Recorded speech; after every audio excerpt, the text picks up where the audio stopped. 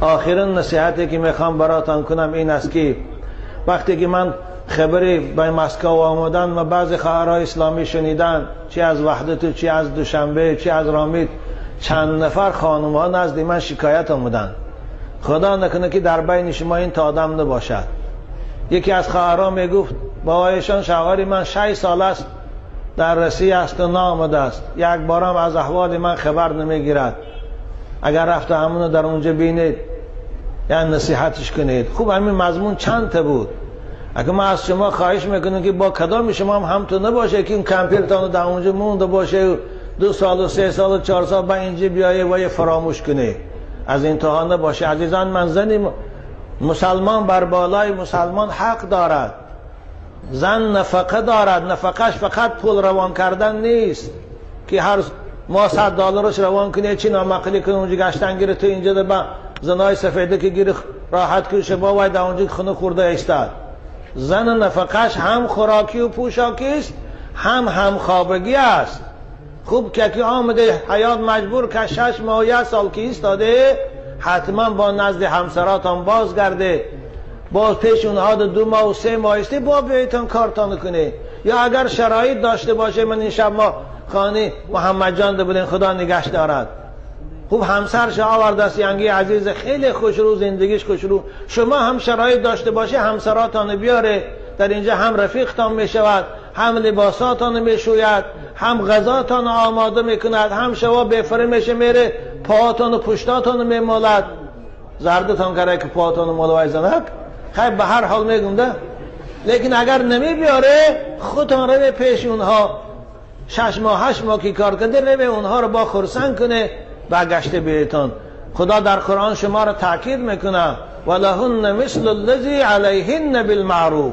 زنها هم بر بالای شما حق دارند مثل که شما بر بالای اونها حق دارید. نگذاره همسراتان در اونجا عصبی شوند، نگذاره همسراتان در اونجا محتاج شوند، نگذاره همسراتان از سبب نرفتن شما خیانت کنند، در ناموس شما خیانت کنند. زن از 4 ماه زاید به شوهر طاقت کرده نمیتونه، باور کنید. من برای شما یک قصه از حیات حضرت عمر رضی الله تعالی عنه میگویم.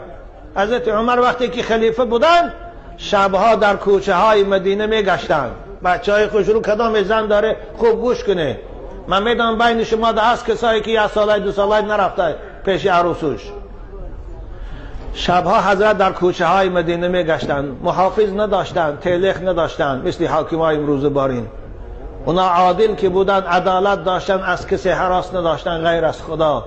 امروز که اینها عدالت ندارن، ظالمند، بنابراین به 50-100 تلخ نمیگردند. حضرت دستشان دیرشان بود، کوچه ها شب ساعت 1-2 شب بود میگشت، نزد یک دیوار رفت، از داخل خانه صدای یک خانم بلند شد. حضرت حیران شد در این دل شب این خانم چی میگفته باشن. در او حضرت میدونن که با اکثر مردها در جبهه بودن برای جهاد، برای خاطر همین پاسبانی میکرد حضرت امیرالمومنین عمر. رفتن نزد دریچه خانه، گوش انداختن که صدای بیت خانی یک زن بلند شد. این بیت میخوان، سرود میخوان. فقط خوشنامه نداشته ایده، ایالی به خوشنامه بودن. مضمون بیت عربی است، تو 4 مصری فارسیش ترجمهش همین است. او خانم میگفت، به خودش گناه کرده که خدایا اگر خوف تو نمی بود، اگر ترس روز قیامت نمی بود، اگر عذاب دهشتناک دوزخ نمی بود، این شب من هم مثل دیگر خانم های شوهردار در این بالای کراوات منم جنبیده می استاد. این یا جرم می آوردم، منم راحت و معیشت می کردم.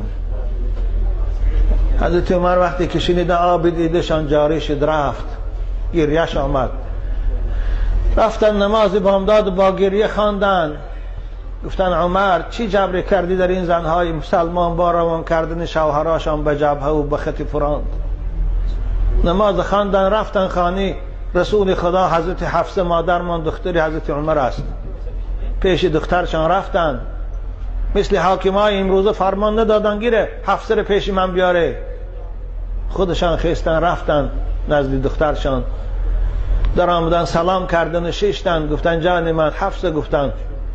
تو همسر هستی، تو مادر هستی، تو زن هستی، تو خانم هستی، تو به من راست گو، تو مادری همین مؤمنه هستی، به من گو که همین زن از جدایی شوهر تا چند وقت طاقت میتواند کردن، آخران این مهلت شگو. حضرت حفصه مادر من گفتن یا امیرالمومنین پدر بزرگوار 4 ماه زن میتونه خوشه به شوهر نگه داره، این زنهای شوهردار. بعد از 4 ماه که گذشت ماه 5 و 6 بی طاقت میشه، احتمال است این که برای خطا رو و خیانت کند، زیرا دیگه خوش کنترل کرده نمیتواند. خلاصه عقلش دیگر نمیتواند که پیش راه شهوت و نفس گیرد، احتمال است خیانت کند. 4 ماه فهمیده زندارا نمی زناتا نکو خورید. حضرت آمدن فرمان برآوردن تمامی سردارای لشکر که کسانی که در خطای فرانت هستند همسر در خانه داشته باشند از 4 ماه زاید اونها رو منع نکنید. 4 ماه کشید گردانده به وطن روان کنید، جاشانده قوه‌های نو برید، برای خاطری که زنهای مسلمان به شوهراشان خیانت نکنند و بیکار نشان. بنابر کدام همسر داره شوهرای عزیز، همسراتان فراموش نکنید. لااقل شما در 10 ماهگی روید که همین 2 ماه پیش او دستت خرسان شود و با بیایید، اما 2 سال و 3 سال و 5 سال و یک خیل ناجوان مرد پیش من، یک بچه یک خانم به پسرچی دویم میخواندگیش خطره، والله قسم حانسی های گو حضرت ایشان من این بچه مست، من شوهر کردم. گفت 40 روز 45 روز شوهرم قتیم استاد، همون رفتگی الان تا حاضر نامده است، بچهش دویم میخوانه نامده است. من این خیلی ناجوان مردم هستن. حیف جوان مرده که خود در اینجا راحت کنه و همسر در اونجا عذاب روحی کشد. اگر رفتون نمیتونی جوان مردی کردن، نمیتونی همسری کردن، نمیتونی او رو تأمین کردن، مردانه طلاقش کن. یک طلاق او بیچاره کل معلقه در بین آسمان و زمین نگردن. اگر خواهی باز که رفتی میتونی با گشتگیریش یک طلاقی کردی، 3 ماه پسای 3 سال پسای اگر زنی با وفا باشد برات استاد، لیکن که نخواستی او عده‌اش برات شوهر کند، مگر او در دام تو چسبیدگیست تو اینجا راحت کنی و اونجا عذاب کشد. خدا قرآن برای ما این نهی میکند ولا تذروها کالمعلقه، زنها تا بین آسمان و زمین معلق نگاه نداره، نه زنشان میکنه که او راحت کند، نه سرشان میتید که او جدا شود و شوهر کند.